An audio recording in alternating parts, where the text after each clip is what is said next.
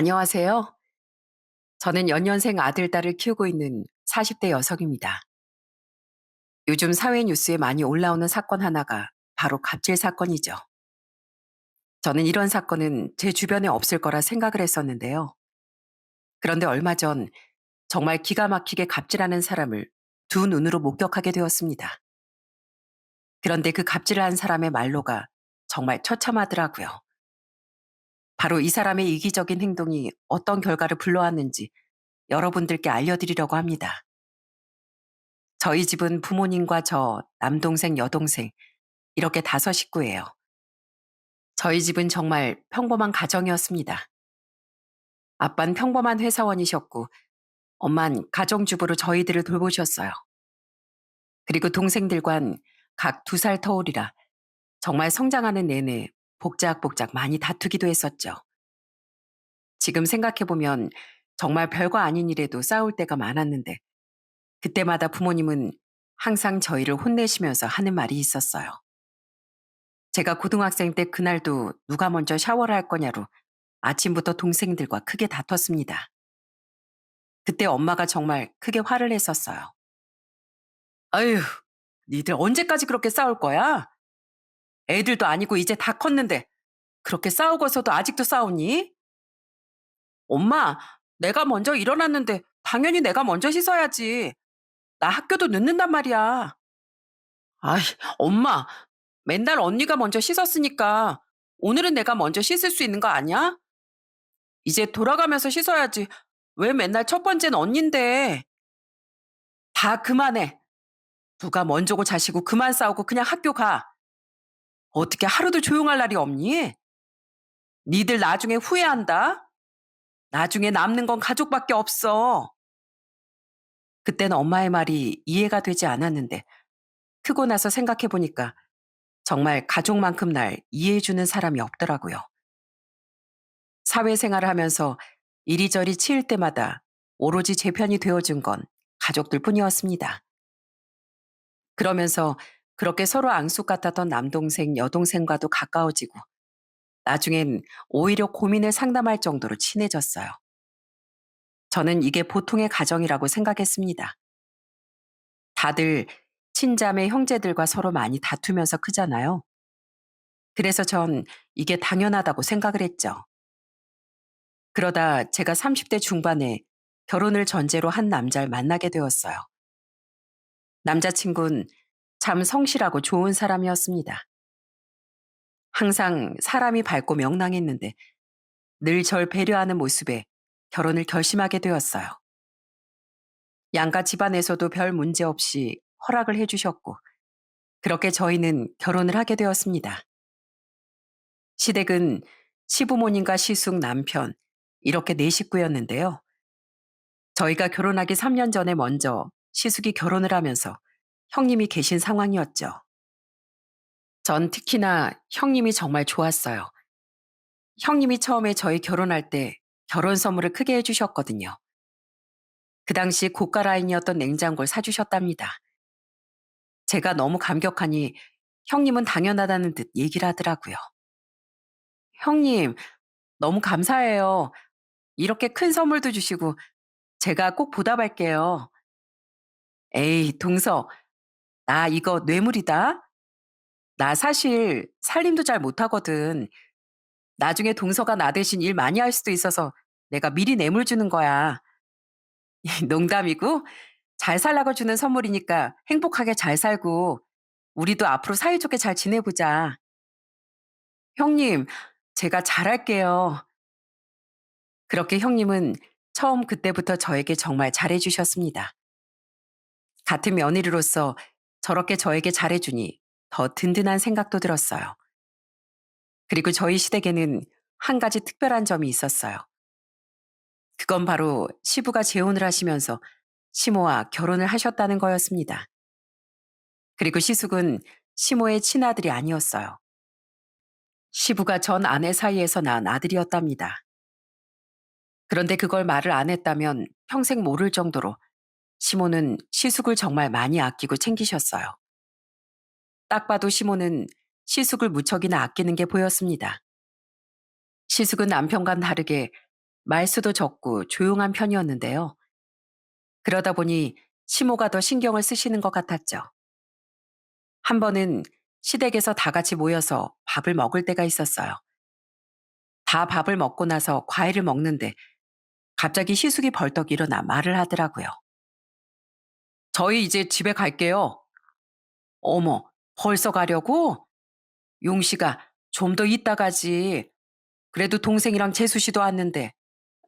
좀 피곤해서요. 그렇구나. 그래, 피곤하면 가서 얼른 쉬거라. 그리고 잠깐만 기다려봐. 엄마가 뭐 좀 챙겨놨어. 그러더니 시모는 냉장고에서 잔뜩 양념에 재워둔 고기며 과일이며 이것저것 바리바리 싸서 챙겨줬습니다. 그런데 그 모습을 보면서도 시숙의 표정은 밝지 않았고 시모가 이것저것 말을 하면서 챙겨주는데도 대답도 안 하더라고요. 오히려 옆에 있던 형님이 당황스러워할 정도였어요. 어머님, 괜찮아요. 이거 저희 다 못 먹어요. 또 남편 잘 먹는다고 우리 어머님 하루 종일 이거 음식하셨구나. 어머님 잘 먹을게요. 감사해요. 그래, 더 주고 싶은데 무거우니까 다음에 또 와서 가져가라. 용식아, 다음에 용식이 너 좋아하는 전골 해줄 테니까 그때도 와서 먹고 가. 며느라, 오늘 오느라고 수고했다. 수고는요 뭘. 다음엔 저희도 간식 먹고 오래 있다 갈게요. 요즘 이 사람이 좀 피곤해서 그런가 봐요. 그러면서 부랴부랴 짐을 챙겨서 가는데 그 와중에도 시숙은 인사는 한운둥 만운둥 그냥 나가버리더군요. 처음엔 왜 저렇게 퉁명스러울까 생각이 들어 남편에게 물어본 적도 있었습니다. 여보, 혹시 아주버님 무슨 일 있는 거야? 아까 보니까 밥 먹을 때도 표정도 안 좋고 자꾸 집에만 가려고 하고 말이야. 무슨 일 있는 거 아니야? 아니야. 원래 형이 표정이 무뚝뚝해서 그래. 예전부터 그랬어. 엄마가 그래서 더 챙겨주려고 하는 거야. 그런 거야? 그래도 아까 어머님이 그렇게 말하는데도 대답을 잘 안 하는 거 보니까 좀 민망하더라고. 원래 형이 말 수가 없어. 뭐 형수가 고생이지. 남들이 보면 엄마가 뭐 차별했냐 하겠지만 오히려 내가 차별받았다니까. 엄만 형을 더 챙겼고 한 번도 차별해 본 적이 없어. 그냥 성격 자체가 저런 거야. 그렇지만 시숙을 제외하곤 다른 시댁 식구들은 정말 좋았습니다. 특히나 시모는 그 흔한 시집살이라고 할 만한 것도 없을 정도로 절 너무나 딸처럼 대해주셨어요. 결혼을 하고서 전 바로 아이를 임신해 연년생으로 아들 둘을 낳았는데요. 매번 시댁에 갈 때마다 시모는 저 힘들다고 소파에 앉아있게 하기 바쁘셨습니다. 하루는 애들을 데리고 시댁에 갔는데 시모가 제가 오자마자 안방으로 제 팔을 막 끄시더라고요. 어머니 왜요? 무슨 할 말 있으세요? 아니, 그게 아니라 너 오늘 여기서 좀 쉬어. 피곤하지? 아휴, 애 둘 보는 게 쉽지 않은데 너 혼자서 아등바등 얼마나 힘들고 피곤할 거야, 그래. 여기서 낮잠 자고 있으면 내가 애들 데리고 밖에 나갔다고 올게. 어머님, 저도 힘들지만 어머님은 더 힘드시죠. 그럼 같이 나가요. 어머님 둘 데리고 나가시라고 하면 힘드실 거예요. 아니야. 네 시아버지랑 같이 나갈 거니까 걱정하지 말어. 저녁도 내가 싹 다 미리 다 해놓았어. 그러니까 걱정하지 말고 좀 쉬고 있어. 그렇게 시댁을 가도 시몬 제가 손 하나 까딱 안 하게 싹 다 해놓으시곤 했습니다. 너무 죄송해서 설거지라도 할라 치면 시몬은 불이 나게 남편을 불러 시키시곤 했어요. 남들이 들으면 유니콘 시댁이라고 할 정도로 저희 시댁은 참 저를 아끼고 사랑해 주셨답니다. 물론 저희 친정집에서도 남편을 정말 좋아했어요. 특히나 약주를 자주 드시는 아빠와 남편은 쿵짝이 잘 맞았었는데요. 매번 친정에 갈 때면 남편은 아빠가 좋아하는 안주와 술을 사들고 가곤 했습니다. 그러다 보니 친정집 문을 열면 아빤 저보다 사위를 더 반기셨어요. 우리 사위 왔어? 어서 들어오게나. 고생했네. 아, 여기까지 오느라 고생했어. 그래, 피곤하지 않어? 얼른 앉게나 우리 정서방. 아빠, 나도 있거든. 딸은 안 챙기고 왜 맨날 사위만 챙기는 거야? 나 서운하려고 한다. 아이고, 너도 있었냐? 이 아빤 이젠 우리 정서방만 보인다. 정서방만. 어째 오늘 정서방 한 잔에 곁들일 안주 뭘 사왔는가? 아버님, 저희 동네 엄청 맛있는 보쌈집이 있거든요. 거기 저번에 같이 가자고 말씀드렸잖아요. 그 전에 한번 맛보시라고 오늘 이렇게 사와봤습니다. 역시 우리 정서방. 내가 이래서 우리 정서방 올 날만 기다리고 있네. 그렇게 양가 부모님 모두 저희를 아끼고 사랑해 주시니 결혼 생활은 행복할 수밖에 없었어요. 남편도 참 성실하고 일도 열심히 하고 아이들도 아껴줬습니다. 시숙은 형님과 애견 카페를 운영했었는데요. 두 분이서 처음에 운영했을 땐 규모가 크지 않았지만 두 분이서 정말 열심히 운영하면서 지역 내에서도 입소문이 많이 난 규모 있는 애견 카페가 되었습니다. 특히나 형님은 강아지들도 너무 예뻐하고 심성이 너무 착하고 좋으신 분이었어요. 사실 주변에서 동서 갈등도 고부 갈등만큼이나 만만치 않다고 하던데 저흰 전혀 그런 게 없었습니다. 오히려 친자매같이 형님과 전 너무 친하게 잘 지냈어요. 가끔씩 형님이 하는 애견 카페 가서 커피를 마시고 오곤 했는데 그때마다 둘이서 수다를 떨곤 했습니다. 동서, 서방님은 보니까 이것저것 말도 많이 하고 그러는 것 같은데 우리 남편은 왜 이렇게 말도 없고 그런가 몰라. 뭘 물어봐도 맨날 단답형이라서 좋은 건지 만 건지. 에이, 그래도 아주버님은 우직하고 듬직하시잖아요. 말은 없으시지만 형님을 많이 챙겨주시는 것 같던데 저희 남편은 미주알 고주알 너무 얘기가 많잖아요. 난 그게 너무 부럽던데 너무 말 없는 것보다 차라리 말 많은 게 나은 것 같아. 도통 무슨 생각을 하는지 몰라. 요즘은 일이 바빠서 그런가? 자꾸 얘기도 더 안 하고 그러는 것 같네. 직원들이랑은 친하게 지내더니만. 그래요? 아주버님이 누구랑 말 많이 하는 거 못 봤던 것 같은데. 그래도 직원들한텐 잘해주시나 봐요. 어, 우리 처음 고용했던 직원 한 명이 있는데 오래 봐서 그런가 친한 것 같더라고. 워낙 일도 잘하고 싹싹해서 그런 것도 있겠지만 늘 무뚝뚝한 시숙이 다른 사람들에겐 친절하게 잘한다는 걸 들으니 좀 놀라긴 했지만 그래도 자기 일엔 사람이 달라지는구나 생각을 했습니다. 그런 저희 집에 불행이 찾아온 건 결혼하고서 7년이 지난 해였어요. 남편이 다니던 중소기업이 결국 기업난을 이기지 못하고 폐업을 하고 만 것이었어요. 한순간에 직장을 잃게 된 남편은 정말 하루하루 괴로워하고 힘들어했습니다. 본인 탓도 아닌데 힘들어하는 모습을 보면서 저는 남편을 다독거렸어요. 여보, 괜찮아. 살다 보면 이런 일 저런 일 다 있는 거지 뭐. 당신 탓도 아닌데 그렇게 힘들어하지 마. 그리고 당신 지금까지 열심히 일했으니까 앞으로 내가 일하면 되지. 애들도 이제 어린이집 보내고 내가 일할게.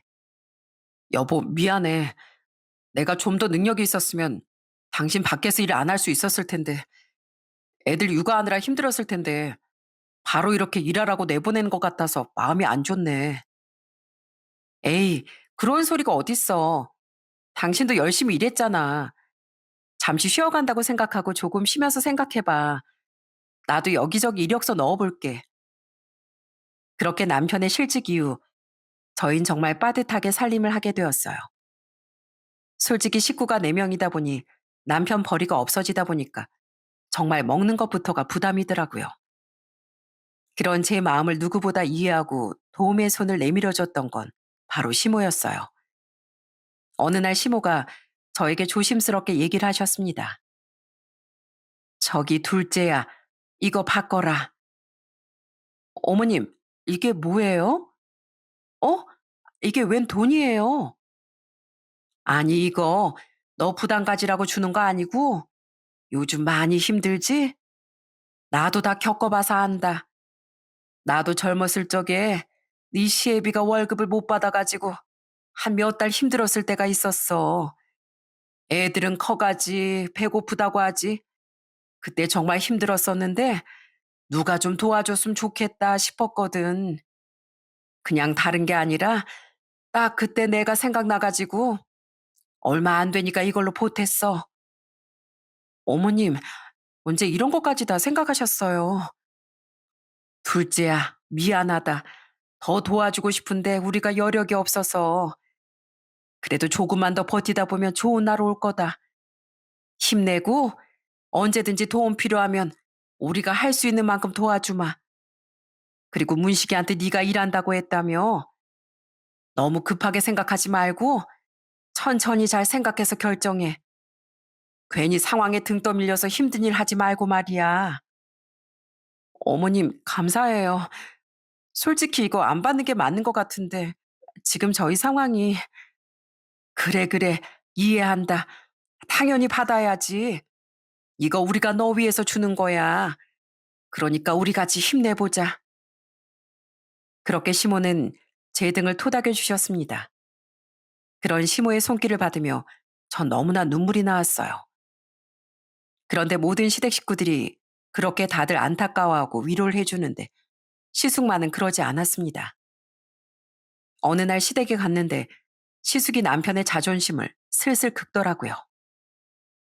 야, 그니까 내가 쓸데없이 중소기업 들어가지 말라고 했잖냐. 그래도 이왕 일하는 거 탄탄하게 좋은 기업 가서 일해야지. 중소기업 들어가니까 봐.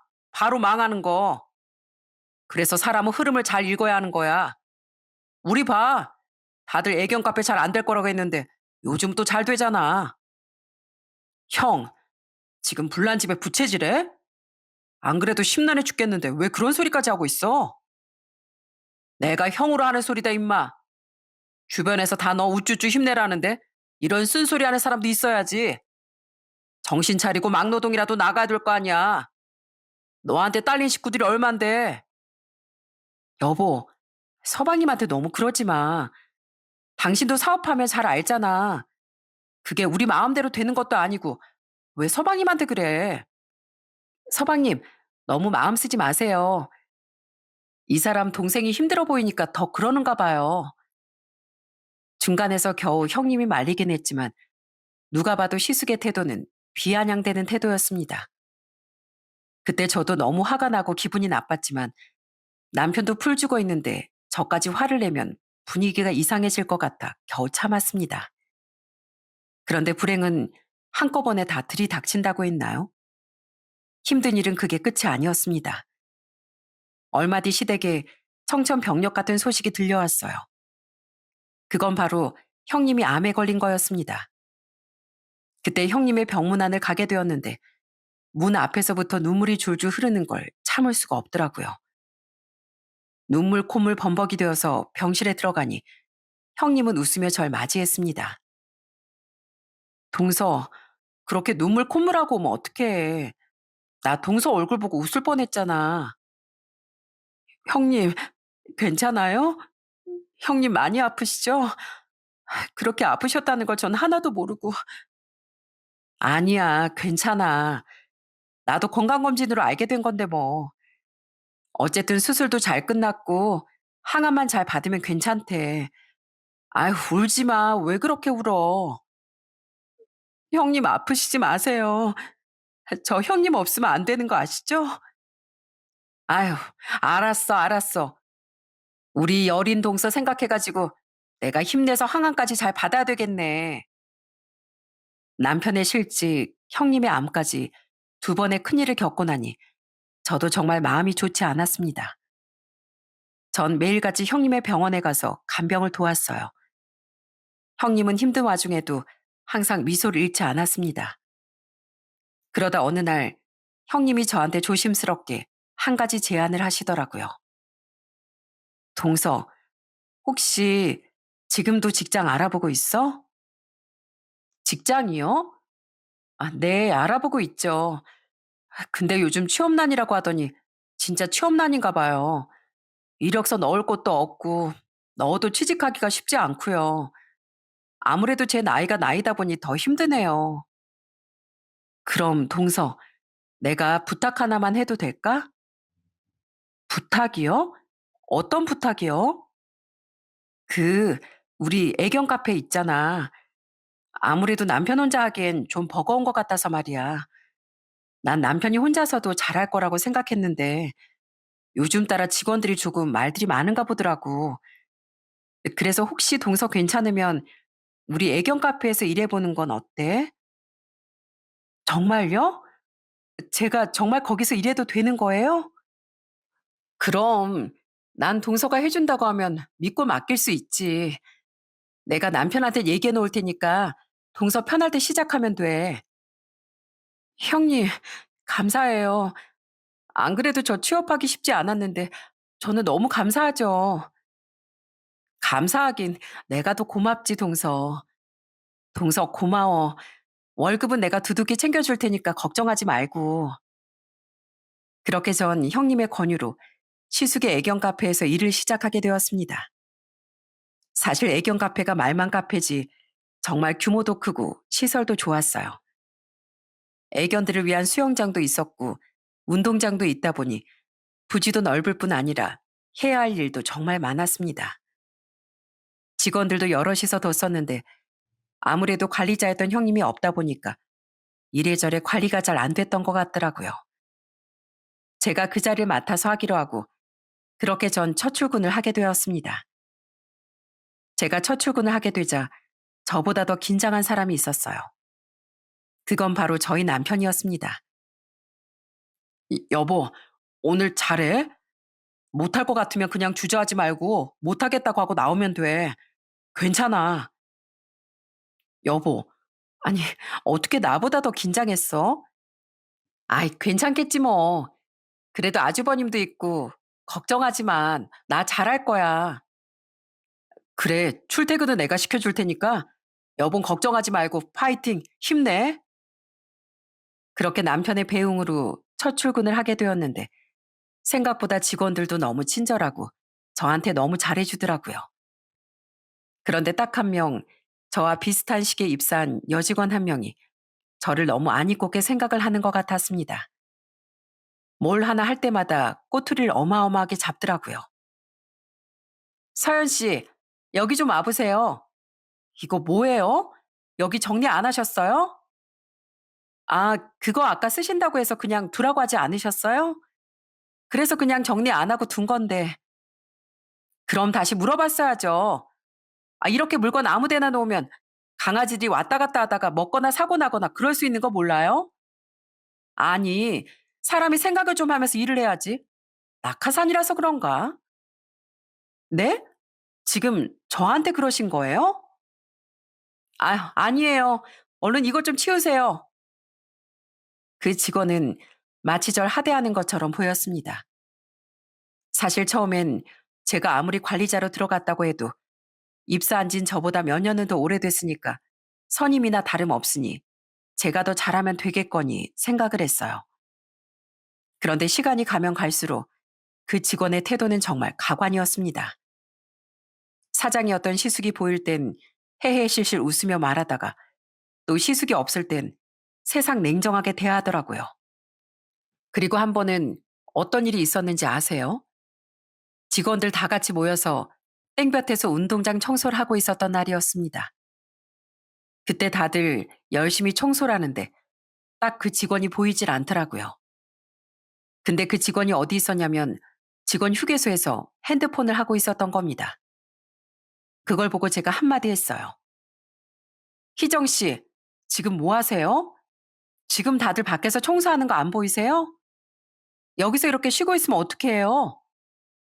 아, 저도 밖에서 청소하다가 이제 막 들어온 거예요. 뭐 잘 알지도 못하면서. 네? 아까 저도 봤는데 처음 청소 시작할 때부터 없었잖아요. 얼른 나와요.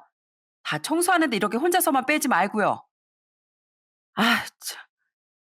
그렇게 제가 한마디를 하자 그 직원은 신경질적으로 의자를 확 밀쳐버리더라고요. 그 모습을 보면서 정말 기가 막혔습니다. 아무리 그래도 그건 아니다 싶어 뭐라고 한마디 하려던 찰나 딱 시숙이 들어오더군요. 그런데 시숙이 들어오자마자 그 직원의 얼굴이 싹 바뀌더니만 저한테 아까 그 짜증내던 얼굴은 어디 가고 친절하게 웃으며 얘기를 하는 겁니다. 서연 씨, 미안해요. 내가 요즘 일이 바빠가지고 너무 피곤해서 여기서 깜빡 졸았나 봐요. 청소 아직 다 안 끝났죠? 직원들 들어와서 쉬라고 하고 내가 마무리할게요. 네? 아유, 희정 씨. 다 같이 일하는데 같이 하면 되죠. 희정 씨야 이제 들어와서 새로 일 배우는데 피곤할 만도 하지. 그러지 말고 좀 더 쉬어요. 내가 하면 되니까. 에이, 사장님, 제가 할게요. 사장님이 더 힘들 텐데 왜 사장님이 하세요? 직원들 시키면 되죠.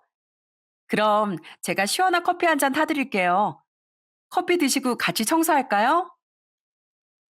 눈앞에서 눈웃음 치며 말하는 그 직원을 보면서 정말 소름이 쫙 돋더라고요. 어떻게 사람이 저렇게 한순간에 달라질 수 있는지 황당했습니다. 그땐 그냥 신입이니 사장에게 잘 보이고 싶어 그런가 보다 하고 넘어갔어요. 그런데 그때 이후로 뭔가 분위기가 조금씩 달라졌습니다.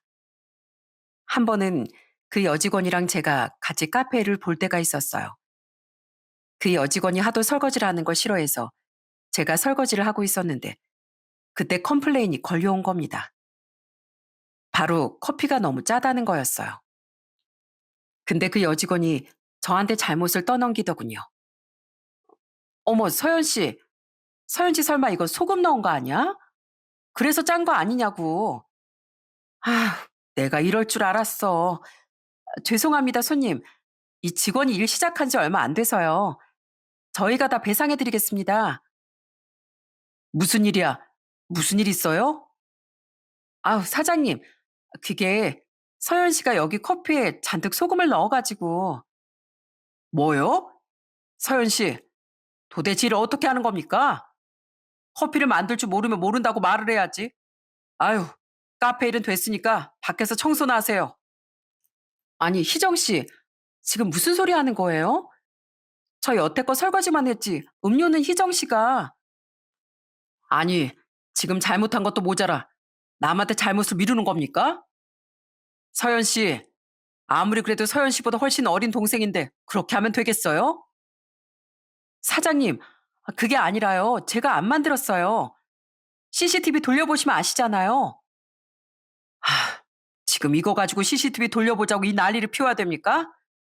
일이나 하세요. 분명 그날 커피 제조를 한 건 그 여직원이었는데 어떻게 뻔뻔하게 제가 그걸 만들었다고 거짓말을 하는지 진짜 어처구니가 없었습니다. 그리고 그 여직원의 말만 믿고서 저한테 화를 내는 시숙한테도 너무 서운했어요. 분명 아니라고 그렇게 말을 하는데 왜 제 말은 안 믿어주는지 답답했습니다. 어느 날부턴가 그 여직원이 이것저것 저한테 시키고 명령을 하기 시작하더라고요. 서연 씨, 저기 보니까 아까 화장실 청소 안 되어 있던데 청소 좀 하고 와요. 아, 그리고 수영장 나뭇잎 좀 건져야 하는데 서연 씨 할 수 있죠? 희정 씨, 수영장 관리는 희정 씨 아니에요? 왜 그걸 나한테 하라고 해요? 아니, 여기서 네 일 내일이 어딨어요. 다 같이 직원이니까 같이 일하자는 거지. 그래요. 직원이니까 다 같이 하는 거라고 쳐요. 그럼 대체 희정 씨는 뭐 하는 건데요? 아까 오전부터 내내 카페에 가만히 앉아 있기만 하고 지금 여기서 뭐 하는 거예요? 다른 직원들은 다 돌아다니면서 청소하고 그러는 거 안 보여요? 어머, 제가 뭘 아무것도 안 해요.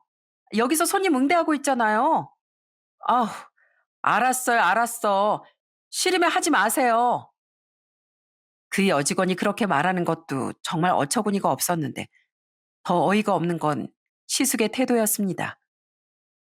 여직원이 또 곳에 쪼르르 가서 말했는지 갑자기 시숙이 저한테 오더니 화를 내기 시작하더라고요.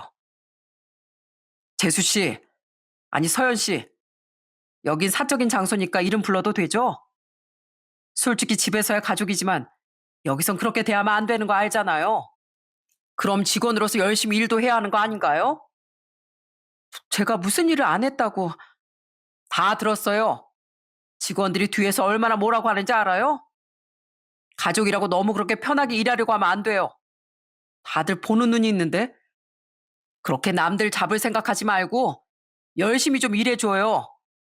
앞으로 서현 씨 얼마나 열심히 하는지 제가 지켜볼 겁니다. 저는 정말 억울했습니다. 사실 전 시숙회사에 취직을 하고 나서 단 한 번도 가족 회사니까 대충 해야지 하는 생각은 해본 적이 없었거든요. 그런데 누가 도대체 시숙한테 그런 소리를 하는 건지 너무 답답하고 억울했어요. 그래서 전 더 열심히 일을 했습니다. 정말 직원들이 그렇게 생각하는 거라면 더 열심히 해서 생각을 바꾸는 수밖에 없다고 느꼈거든요. 그런데 그 뒤로도 시숙은 얼마나 절 부려먹는지 무거운 물건도 저보고만 들라고 하고 청소도 저보고만 하라고 하면서 자꾸만 사람을 괴롭히기 시작했습니다. 심지어 시숙은 화장실 다녀오는 시간도 간섭하기 시작했어요. 서현 씨, 어디 다녀와요? 네? 저 화장실 갔다 왔는데요. 왜요? 왜긴 왜요? 화장실을 무슨 하루 종일 갔다 와요? 아까 찾았잖아요. 5분도 안 걸렸는데 무슨 소리 하시는 거예요? 근데 왜요? 무슨 일 있어요? 아유, 아니에요. 됐어요. 앞으로 화장실은 보고하고 가세요. 도대체 왜 저러나 아무리 생각을 해도 이해가 되질 않았습니다. 그때가 제가 시숙 애견 카페에서 일한 지 한 달도 되지 않은 시점이었는데 하루하루가 너무 힘들더라고요. 그런 제 마음이 보였는지 하루는 남편이 저에게 묻기도 했습니다. 여보, 요즘 무슨 일 있어? 일이 많이 힘든 거야? 얼굴 표정도 안 좋고 살도 자꾸 빠지는 것 같고. 왜? 일이 너무 많아? 형한테 내가 얘기 좀 해볼까? 에이, 됐어. 무슨 얘기를 한다고. 괜찮아. 아직 한 달밖에 안 돼서 그런가 봐. 적응하려고 하니까 힘들어서 그런가? 여보, 너무 힘들면 그만해도 돼. 당신 이렇게 힘들어하면서까지 일하라고 하고 싶지 않아. 난 그래도 형이 있으니까 좀 편하겠지 했는데, 근데 한편으론 형도 시댁 식구니까 당신 불편할 수도 있겠네. 아니야. 회사 출근하면 시댁 식구가 어딨어. 아주버님은 사장이고 난 그냥 직원이지 뭐. 걱정하지 마. 적응하면 금방 괜찮아질 거야. 그렇게 남편에겐 아무렇지 않은 듯 얘기를 했지만 제 속은 점점 문드러지고 있었습니다. 아무리 생각을 해봐도 시숙이 저한테 왜 저러는지 이해가 되지 않았거든요. 그렇지만 형님이 그 애견 카페를 키우기 위해 얼마나 노력하고 애정을 쏟았는지 알고 있었기에 섣불리 그만두겠다는 말은 꺼낼 수가 없더라고요. 그러다가 애견 카페에 출근한 지 한 달이 지났을 무렵 어느 날이었습니다. 그날도 아침부터 시숙이고 그 여직원이고 눈에 불을 켜고 저한테만 이것저것 일을 시키더라고요. 일도 일이지만 정신적으로 스트레스를 너무 많이 받고 있던 상황이었습니다. 점심을 먹고서 퇴근 시간이 1시간 정도 남았을 무렵이었어요. 그날따라 손님들도 없고 한가해서 다른 직원들도 다들 여유롭게 휴식을 취하고 있던 순간이었죠. 그때 갑자기 시숙이 저한테 오더니 다짜고짜 제 팔을 끌고 운동장 한가운데로 향하더라고요. 아이 참, 서현 씨, 내가 몇 번을 말해야 빠릿빠릿 움직일 거예요? 아니, 나이가 그 정도 됐으면 눈치껏 좀 빠르게 움직이기라도 하든가. 이거 안 보여요? 여기 강아지 똥이 잔뜩 있는데 그거 치울 생각도 안 하고 저기서 멍 때리고 있으면 되는 거예요? 네? 저기요, 사장님. 해도 해도 너무하시네요. 전 오늘 카페 담당이고 운동장 청소는 희정 씨가 담당하기로 한 거 아니었나요? 오전에도 내내 저보고 운동장 청소하고 카페도 담당하라고 하시더니 이걸 왜 저한테 뭐라고 하세요? 희정 씨한테 뭐라고 하셔야죠. 뭐요? 아, 내가 이래서 가족 채용하는 거 싫었던 건데 여기서 네 일 내일이 어디 있습니까? 아, 얼른 이거나 치워요. 얼른요. 빨리 못해요? 손이 늦잖아요. 잘리고 싶어요, 지금? 잘리고 싶어서 이러는 거냐고요? 가족이라고 내가 못 자를 것 같아요? 저는 시숙의 말에 결국 화가 폭발해 버렸습니다. 아무리 형님을 생각한다고 해도 이건 도저히 아니라는 생각이 들었어요. 그래서 시숙에게 소리를 지르려던 그 순간 누군가가 운동장에 떨어진 강아지 똥을 짚더니 시숙을 향해 던졌습니다. 그걸 보고 저도 너무 놀라서 쳐다봤는데 그 앞에 있던 사람은 다름 아닌 남편이었어요. 야, 우리 마누라 이렇게 힘들게 하는 사람이 누군가 했더니 형이었어? 어떻게 형이 이렇게 해? 도대체 사람을 어떻게 이렇게 못 살게 굴어? 어이, 문씨가, 너 뭐야? 너 왜 여기 왔어? 야, 이깟 카페 하나 잘 되는 거 가지고 지금 우리한테 유세 떠는 거야, 뭐야? 그리고 이 카페 형 거야? 형 것도 아니면서 어디서 그런 갑질을 떨어? 감히 내 와이프한테. 야, 너 무슨 소리 하는 거야? 뭐? 유세 떤다고? 너 형한테 지금 무슨 말버릇이야? 형? 형이라고? 형이면 제발 형답게 굴어. 애처럼 유치하게 사람 괴롭히지 말고. 그렇게 남편은 제 손을 잡고 애견 카페를 나와버렸습니다. 뒤에서 시숙이 고래고래 소리를 쳤지만 저와 남편은 뒤도 돌아보지 않았어요. 그날 일이 있고서 얼마 뒤 전 형님을 만나러 갔습니다. 아무리 그래도 형님에겐 상황은 말을 해야 할 것 같았거든요. 그렇게 형님 댁으로 가서 얘기를 하는데 형님이 조심스럽게 저에게 묻더군요. 동서, 거기서 무슨 일 있었던 거야? 아니, 내가 아무리 생각을 해봐도 동서가 절대 그렇게 할 사람도 아니고, 뭐 남편 말론 일을 대충대충 했다고 하는데, 다른 직원들은 그런 거 아니라고만 하고, 뭔데? 무슨 일인데? 우리 남편이 뭐 잘못한 거지? 아, 그게, 뭔데? 괜찮아. 뭐든 얘기해봐. 뭐야, 우리 남편이 진짜 동서한테 왜 그러는 거야? 형님, 사실 이걸 말해야 할까 말아야 할까 고민을 좀 했는데요. 아주버님 좀 이상한 것 같아요. 이상해? 어떤 게? 저랑 비슷한 시기에 들어온 여자 직원이 하나 있거든요. 근데 그 여자랑 좀 보통 사이가 아닌 것 같아요. 그렇게 형님은 제 얘기를 들으시더니 한동안 말도 안 하시고 무거운 얼굴로 바닥만 보고 있었습니다. 그런데 이런 느낌을 받은 건 저뿐만이 아니었어요. 형님은 저에게 놀라운 사실을 알려줬습니다. 사실, 동서, 요즘 직원들이 나한테 자꾸 사장님이 이상하다고 변한 것 같다고 연락이 오긴 했어. 직원 한 명 들어오고 나서부터 그런다고 하던데, 그래서 나도 이상했거든. 네? 그럼 다른 직원들도 다 알고 있었던 거예요? 그런 것 같아. 같이 퇴근도 한다고 하고, 외근도 같이 나가고, 그러는 걸 좀 봤대. 근데 아직 정확하지 않아서 지켜보고 있었는데, 동서가 하는 얘기 들어보니까 내가 한번 제대로 알아봐야 할 것 같아.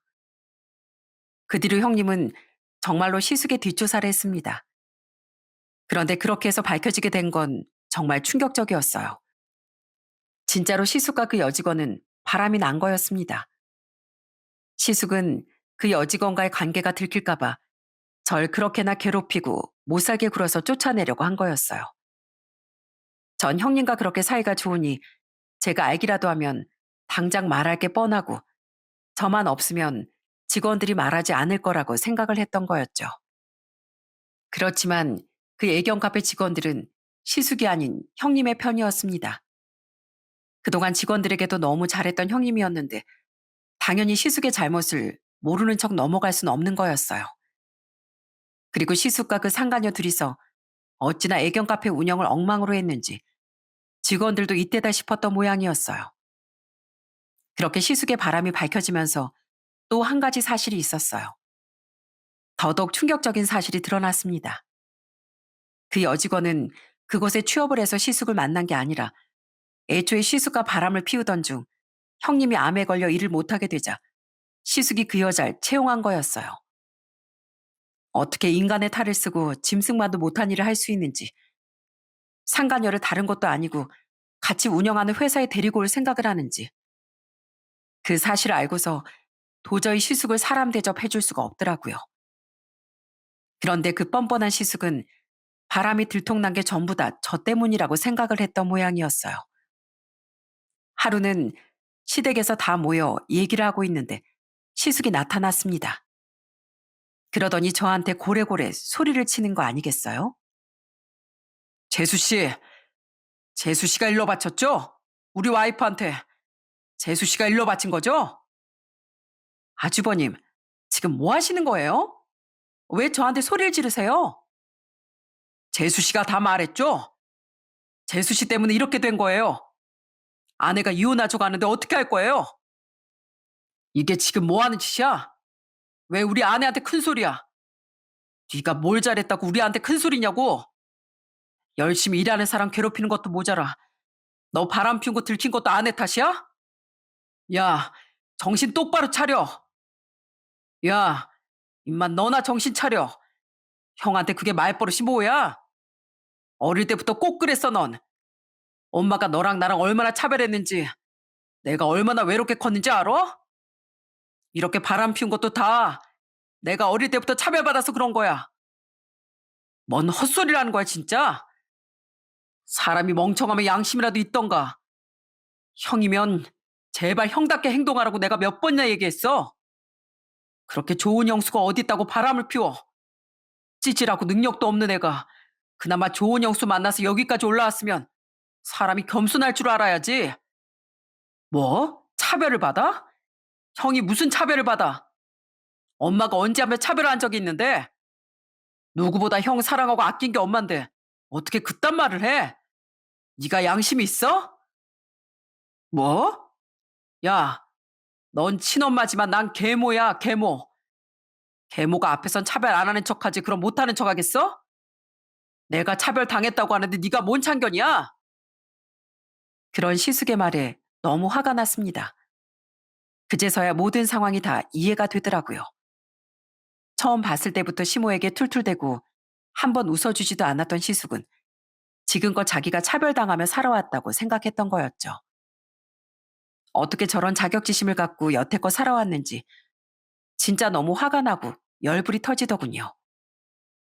시모는 시숙의 말에 충격을 받으셨는지 눈물만 흘리시고 아무런 말도 못 하시는데 그 모습이 더 마음이 아팠습니다. 그리고 시모의 모습을 보면서 저보다 더 화를 내셨던 분이 계셨어요.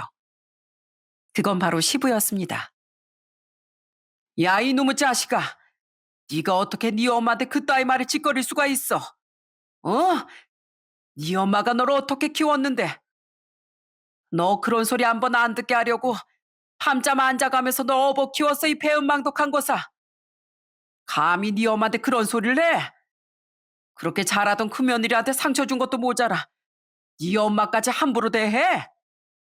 난 너 같은 자식 필요 없다. 너 그런 생각으로 살 거면 우리 집에서 당장 나가라. 앞으로 큰아들은 없는 자식으로 할 테니까 썩 꺼져. 아, 아버지, 아버지 왜 그러세요? 왜 그러시냐고요? 아버진 저한테 그러시면 안 되죠. 안 되긴 뭐가 안 돼. 너 상처받을까 봐 네 엄만 자기 배로 나온 네 동생도 한 번 마음껏 안아주지도 못했어. 그런 네 엄마한테 이렇게 상처를 줘? 너 같은 아들은 필요 없다. 당장 꺼져. 그렇게 시숙은 시부의 호통에 시댁에서 쫓겨나고 말았습니다.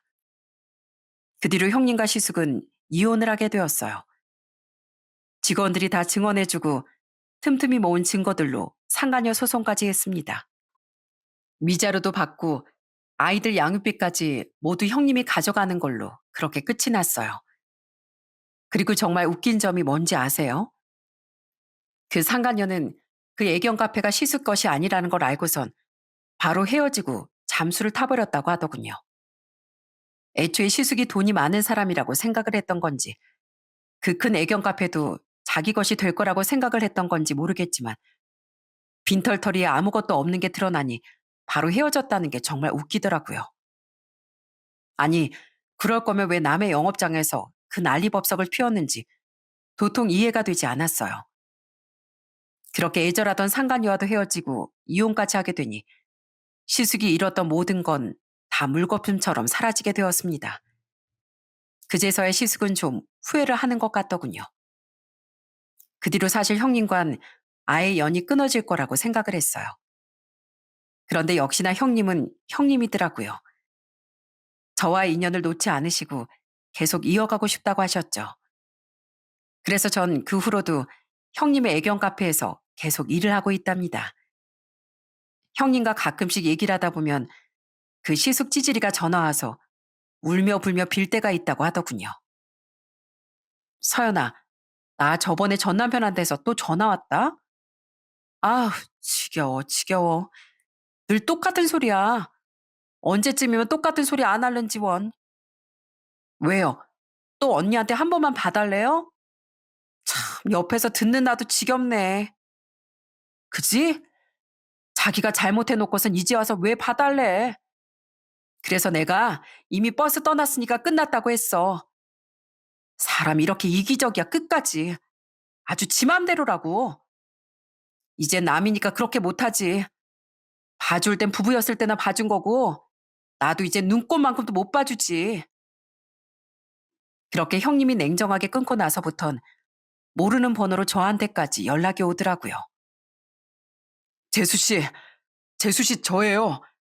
저 정말 미안합니다. 사과할게요. 정말 미안해요. 네? 그러니까 제발 저희 와이프랑 한번 얘기 좀 잘 해주시면 안 될까요? 제가 진짜 잘못했어요. 저 정말 후회하고 있습니다. 제발요. 전 이런 말도 안 되는 시숙의 전화를 그냥 확 끊어버렸습니다. 남편도 앞으로 전화 받지 말라며 무시하라고 하더라고요. 어떻게 끝까지 이렇게 못날 수가 있는지 모르겠습니다. 시댁도 그날의 사건 이후로 정말 난리가 났어요. 특히나 시모는 마음의 상처가 깊으셔서 한동안 너무 우울해하시고 슬퍼하셨습니다. 당연히 한평생을 큰아들을 위해서 희생하며 노력하셨는데 얼마나 허무하고 슬프시겠어요? 그런 시모의 마음을 위로해 주려고 남편도 저도 시부도 많이 노력을 했습니다. 다행히 지금은 시모도 좋아지시고 밝아지셨어요. 제가 그냥 딱 보기에도 시모는 그렇게 차별을 하고 그런 사람도 아니고 너무 좋으신 분이었는데 시숙은 어떻게 그런 생각을 할 수 있는지 시숙은 시모의 노력도 아마 보지 않았던 것 같습니다. 여전히 저희 집에선 남편을 너무 좋아하고 아껴주세요.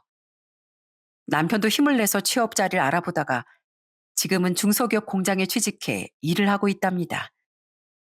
형님은 지금 항암을 끝내고 다시 새로운 삶을 살려고 운동도 하면서 건강하게 지내고 있고요. 시부모님도 이젠 두 분이서 행복하게 노후를 지내시고 계십니다. 단 한 사람 시숙만 빼고요. 시숙은 이혼하며 정말 빈털터리로 쫓겨나게 되었고 다 주지 못한 위자료며 양육비까지 줘야 해서 막노동 일을 하면서 돈을 벌고 있다고 하더군요. 그래도 이혼하기 전엔 외롭게도 보였던 형님이 이제 많이 밝아지고 환해진 것 같아 얼마나 다행인지 모릅니다. 저 역시 애견 카페에서 같이 일하면서 형님과 지금도 친하게 잘 지내고 있어요. 저희 애들과 형님 애들도 자주 만나고 있습니다. 여러분들, 자격지심이라는 게 사실 사람이 성장할 수 있는 원동력이 되기도 하잖아요. 내가 모자란 게 있으면 그걸 더 발전시키려고 노력하면 그게 또 성장이 된답니다. 그렇지만 이걸 남 탓하고 부정적으로만 보면 오히려 그게 자신에게 다 독이 되는 것 같아요. 흔히 그런 얘기가 있죠. 의리를 저버리면 벌을 받는다고 개인의 이기심 욕심으로 인해 오랫동안 이어진 인연을 배신하게 되면 언젠가 시숙처럼 저렇게 벌을 받게 되는 거랍니다. 여러분들도 지금의 인연을 한 명 한 명 다 소중하게 생각하셨으면 좋겠어요. 그 소중한 인연이 여러분들에게 행복과 사랑을 가져주는 거랍니다. 제 사연 들어주셔서 감사합니다. 앞으로 여러분들께도 행복하고 좋은 일들만 가득하길 바라겠습니다.